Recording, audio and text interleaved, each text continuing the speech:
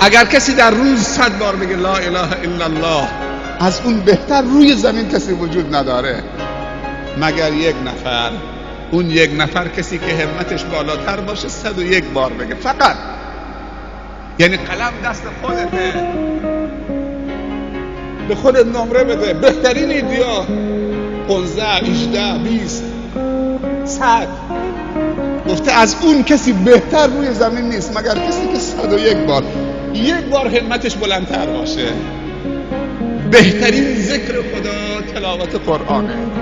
خداوند میگه 2 تا صدا من خیلی دوست دارم که اون رو همیشه بشنوم. 2 تا صداش دوست داشتنی ترین صداها نزد الله تبارک و تعالی است. یکی صدای بنده من هنگامی که با کلام منو یاد میکنه، تلاوت کلام من میکنه، و رتل القرآن ترتیلا. و یکی صدای آه و ناله و گریه و زاری بنده من که دست رو بلند میکنه بر گناهانش گریه میکنه، میگه یا رب یا رب یا رب. میگه این دومی وقتی دستش بلند میکنه من شرمم میاد که بندم دستش بلند کرده میگه یا رب یا رب یا رب. شرمم میاد که من دستشو صفر تو خالی بر بگردونم.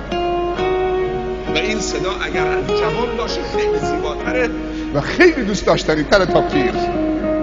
پیر باید توبه بکنه ولی جوان ابزار گناه در اختیارشه و هنوز به خودش میگه هنوز زوده. وقتی پیر شدم